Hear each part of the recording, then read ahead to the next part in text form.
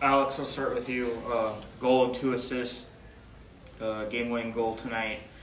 You know, Coach says it starts with the engine with you. Kind of walking through the full 60 minutes of the game, what kind of goes through you and you kind of igniting your team to fight through stuff and come out on top? Yeah, I think early in the game you just got to jump on them to play a physical game, but whether we're winning or losing, we try to play the same way. Just there's a lot of belief in our locker room, so we stuck with it tonight, and we were able to come out on top.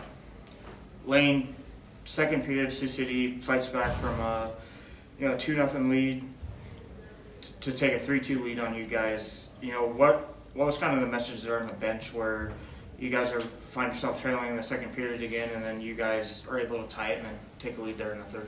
Yeah, we kind of dug ourselves a hole there a little bit, but we're only down 1 goal, so our message was just to stay calm, keep everyone focused, play our game, and ended up going our way for sure. Hunter, you tied the game there in the second period. What was kind of going through your mind in that situation where you guys are down 3-2, and the next goal for either team is huge? Yeah, I mean, when they got that third goal, it was, I think we still had half a game left, so it was so much hockey, and the bench stayed high and had lots of energy, and led us to momentum to score those next few goals there. And then Hunter, also you joined the team late in December along with Bruno. What was kind of your guys' task coming into the team and then accomplishing what you guys have done here? Yeah, I mean, I just I want to do what I can do to help the team win, and whether that's put it up on the scoreboard or make good plays in the D zone, but in the locker room just be a loud voice because second year player, but I just feel like just do whatever I can do to help the team win. Alex, you've been a big force for the offense on this team, but kind of describe to me what Bruno means. He's another guy that came in late, but the last 2 nights he's scored some pretty important goals for you guys to put you guys up ahead. Yeah, I think he's definitely a timely scorer for us. He scores big goals. He means a lot to our team, so he's a big-time player, and he came through big time tonight. Then, Lane, you put Lincoln up 2-0, but you guys have a 2-0 lead on Sioux City now. Going into their barn, what's kind of the next task at hand where they're fighting to stay alive in the playoffs, where you guys are looking to clinch the series? Yeah, definitely. They're going to come out hot on Monday, but we're just going to play our game, stay even keel, treat it like another game, and hopefully we'll have the results that we want. And then all three of you guys have Jan Shostak in the back. There was a moment there in the second period where Sioux City could have been up 5-3 if they wanted to, but Jan made a couple key saves there and key moments. What's it like playing with a goaltender like that where when he's back there, he's got your guys' back and you guys can go do your stuff? Yeah, we got a lot of confidence with him. It's obviously good going into every game knowing we have the best goalie in the league back there, so he obviously shows it game in and game out, and he is continuing to prove himself in the playoffs here. Yeah, for sure. He's the heartbeat of this team, always got our back. We make a mistake, he's there so we're always just trying to play a good game, get pucks deep, all for him. Yeah, I feel like we have a pretty strong decor back there, but then when we, cough up a play or anything like that, we have him back there. He's a brick wall, and he keeps a lot of pucks out of the net for us, and he's huge, and just awesome to have him there back there for us. Lane, I'll go back to you. That third period, you guys outshot them 14-2. What kind of switched there for you guys when you guys kind of got the lead there and then kind of shut Sioux City down the rest of the way? Yeah, it was just basically a 0-0 game going in the last 20 minutes there. So we knew just whoever wanted more. We work hard all year, all week, everything for that to be more conditioned. And so we just played our game, and the results came with that.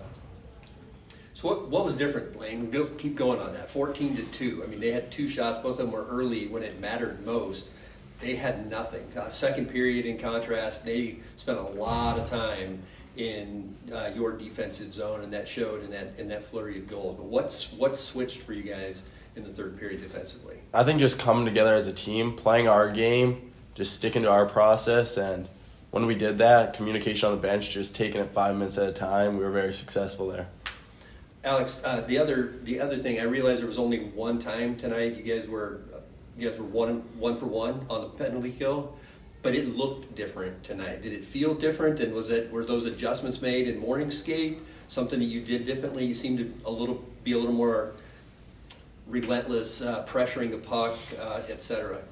Yeah, obviously they had a good power play last night, so we made a couple adjustments. I watched some film and stuff, but we were able to keep the puck out of our zone when they're on the power play. So if we could do that, it's going to be a pretty successful penalty kill.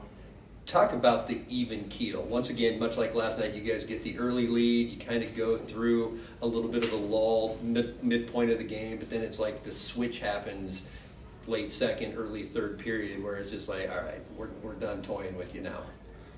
Yeah, I mean, I feel like, it's their fourth game of the week, and I just feel like, we have our legs. They might not be as fresh as they were, Tuesday night, and I just feel like that's an advantage to us. I know it's the three of you sitting up here, but Alex, talk a little bit about just the depth of this team. I don't know. I mean, you look out there at any given moment, and you don't really know if it's the first line or if it's the fourth line out there. Obviously, it's us three sitting up here, but I think you could take any three guys out of the locker room, like whether their work shows up on the score sheet or not. Everyone's doing little things this time of year. No one cares who's putting the puck in the net, who's getting points at all. It's just committing to the defensive zone, getting pucks out through neutral zone, into their zone, and just doing the little things that is going to continue to bring us success this time of the year. Hunter, we were talking in here before you got in here that your game kind of is an example, and quite frankly, all three of yours, where it's like you just are where you need to be. Does that kind of exemplify this team, that you just are where you need to be? You play good, sound, little thing hockey? Yeah, I mean, obviously, we had the best record in the whole season, and I just feel like we're just building off that. And, obviously this is where it matters most, playoffs, so I just feel like everyone's just bearing down, and, we've all had time to build our chemistry, and it's working out for us.